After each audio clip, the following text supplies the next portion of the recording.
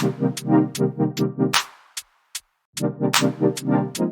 going on, everybody, and welcome to the Other Side of the Firewall podcast, where we talk about the latest and greatest in cybersecurity news, as well as we highlight those movers and shakers and glass ceiling breakers, those people of color who've made it to the other side of the proverbial firewall. My name is Ryan Williams, and as always, I'm joined by Shannon Tynes. What's up? What's up? What's going on? Welcome to Wednesday's episode.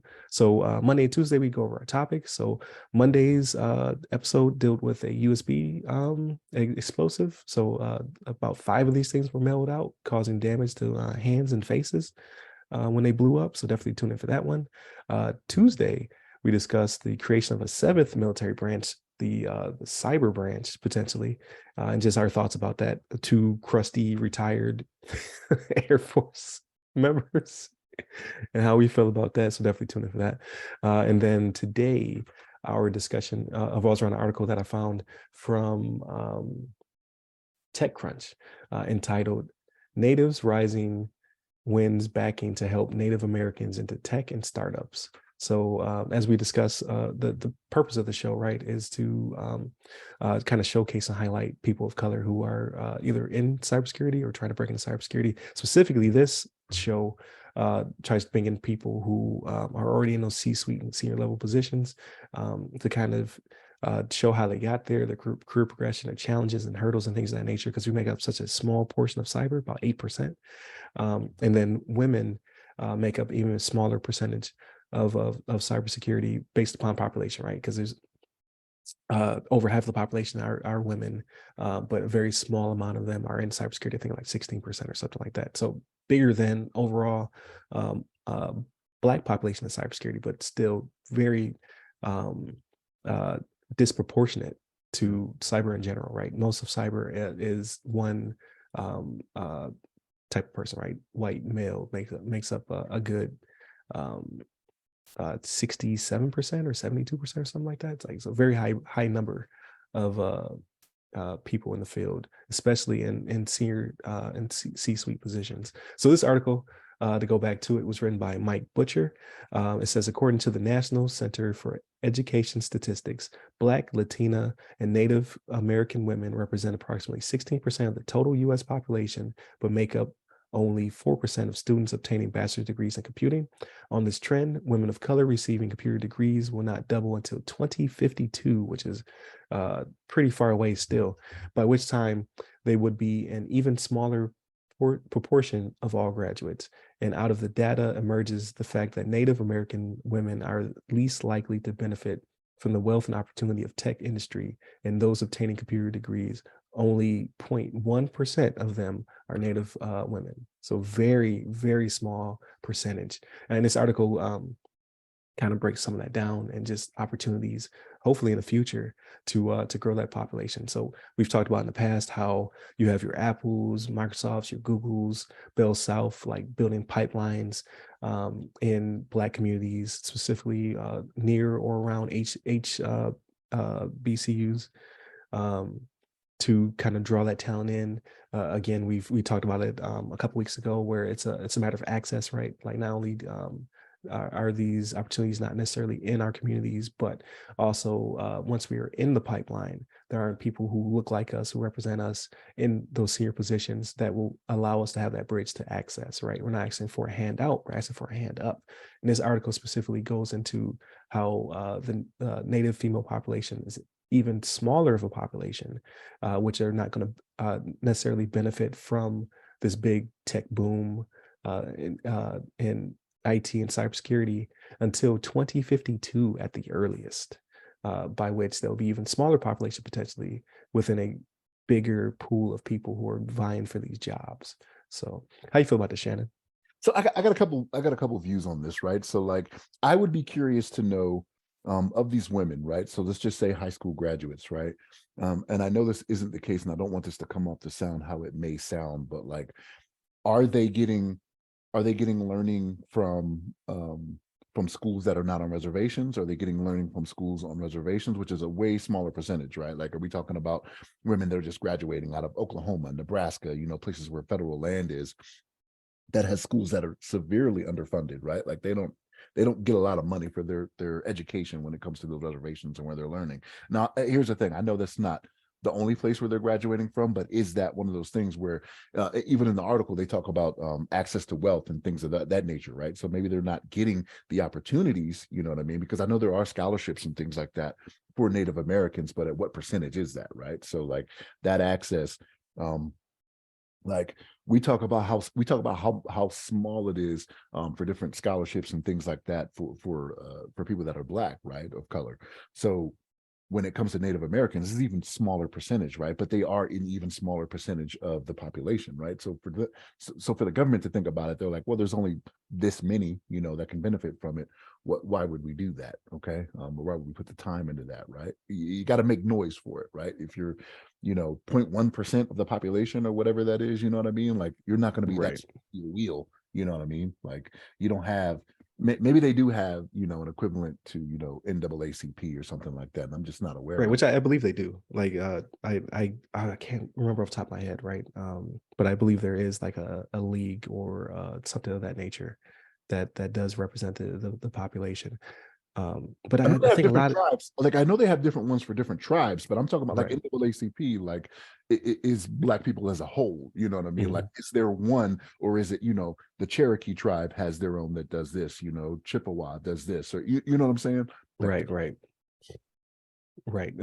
This brings up an interesting point, like with our level of knowledge of it, right? Like, I definitely would like to have somebody come on the show that actually has this experience or this knowledge to discuss it. I just timing as well as I literally didn't know anybody who could come in to discuss it. But and kind of my issue with because I'm sure there's scholarships and there's opportunities and what have you, but it's the pipeline to get to it, right? Like you can't just say like we have a bunch of college scholarships for you. I don't know why anybody's not taking it, right? As opposed to saying like we built a pipeline to get you to there to get you the scholarship, right? Like there's tons of scholarships out there, but they go on like just in general, right? When it comes to different ethnicities, but when it comes to obtaining them, like did you build them a grade school, middle school, high school pipeline that will then get them into college to have the grades, to have the knowledge, to then utilize said scholarship? Um, it's all about building those bridges, and I think this might be the case as well, right? Like where there is funding and opportunities, but have you given them the ability to get to that funding and opportunity to then capitalize on it? And I would argue to say no, probably not, because it is such, like you said, it's a smaller population. So are they being targeted and to uh, grow and to gain these things? I think not. But again, I can't speak from experience. So you bring up a good point in that, yes, and I think that's why Melinda Gates like went and did all of this, right? Like, so started this up. So like, they talk about the representation that's here for Reboot. That's um like trying to get in on this, and they have big names. Like when you look at the names that are contributing to this, you got Comcast, NBC Universal, Norton, Walmart, Intel, Microsoft, Riot Games, even, right? Like Verizon, Qualcomm, F5, Dell. Like they have so many partners um that have gotten in on this, you know what I mean? Adobe, Salesforce, like Amazon, like they have so many that are in here on this, that like these are major companies, you know what I mean? And again, so like it could help. It could be one of those things where it's like, oh, Melinda Gates Foundation, yeah, we're on board, right? Like we know there's money there, you know what I'm saying? Like this will happen. This will get some good exposure. That could be, you know, why they're getting in on it, but like it, put the money where the mouth is my thing, right? Like try to develop those avenues like you were talking about before, where the different pipelines are there, you know, where you have Microsoft and Google, you know, standing up centers in, I think it was Atlanta or wherever it was. We did a story on that a Right. while ago. Georgia, and Somewhere. Yeah, yeah, I forget where Alabama, I else. think was the other one. I think it might have been Yes. Yep. Alabama. Yeah. Mhm. But yeah, I mean that is what is needed, right? So but to my second point, right? Not to belay this, but like I wonder also, so when it comes to there being such a small population of, you know, Native American, Black, and Latina get into the field, is it one of those things that because they're women, they end up going into fields that are generally stereotyped to be for women, right? Are they trying to be more of a nurse, of a teacher, you know, things of that nature? Do they think these opportunities are not available to them. So like, do they hear that it's a good old boys club and they're like, well, I have no problem getting in to be a teacher. I have no problem getting in to be a nurse, and they just don't try, right?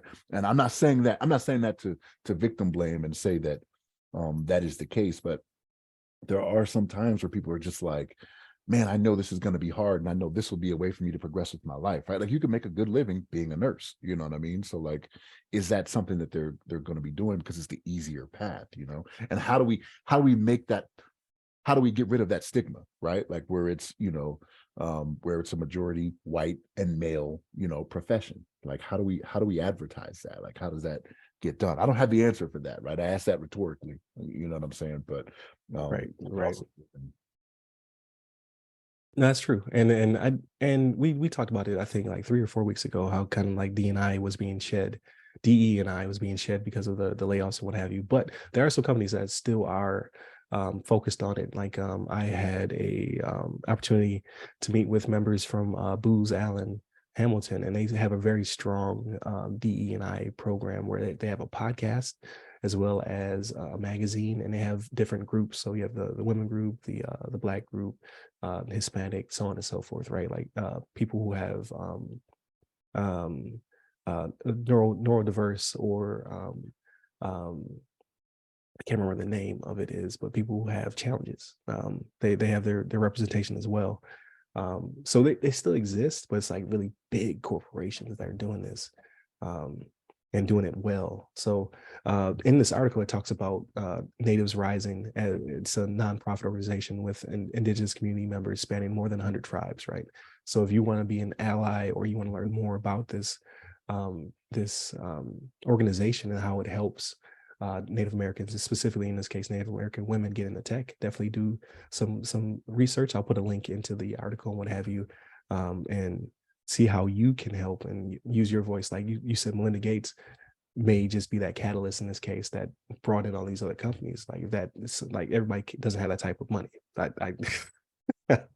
Everyone is not one of the richest people in the world. But what I'm saying is, if you have a voice where you can, you're a hiring manager, or you are a recruiter, or you are, someone who has influence on hiring process, or recruiting process, or bringing people in, or just educating about these opportunities. Like you said, like maybe because of the stigma, they're not necessarily heading towards this particular opportunity, because there's other opportunities that pay well but easier, right? And that's what gets the current in this case, where there is a heavy current in cyber, because there's such a disproportionate amount of people in cyber who look and come from similar communities, right? Like we say, access pipelines, like they bring people in who they know, right? Like they have a background for Silicon Valley or Ivy League this or Ivy League that, right? And there's only certain people who attend those type of schools and those opportunities. So they bring in people who, again, it's just self replicating, so to speak. So if you want to, change that, and you have the ability, you have the voice of influence, then definitely check out this organization and see what you can do to help out. But I thought it was a really good article, and it brought something to my attention, because I did not know the population was that small. And 2052 is a minute from now, right? So what will change by 2052 with, especially like look at Chat GPT, like AI is through the roof. Like, is that going to disrupt the market where we have less opportunities because now bots are, doing the majority of our work, especially in entry-level positions and things of that nature. So like the landscape can change a lot by 2052 is what I'm saying. And that could be either an opportunity, or it could be another hindrance, a roadblock. So, but no, I thought it's good discussion. Again, in the future, I'd like to have somebody on with more of the practical experience, more of the intersectionality, is that one where like a Native woman, like I'm a Black male, like the intersections. There someone you that go. meets that demographic, right? Yeah. Right. To have this discussion instead of two handsome bearded men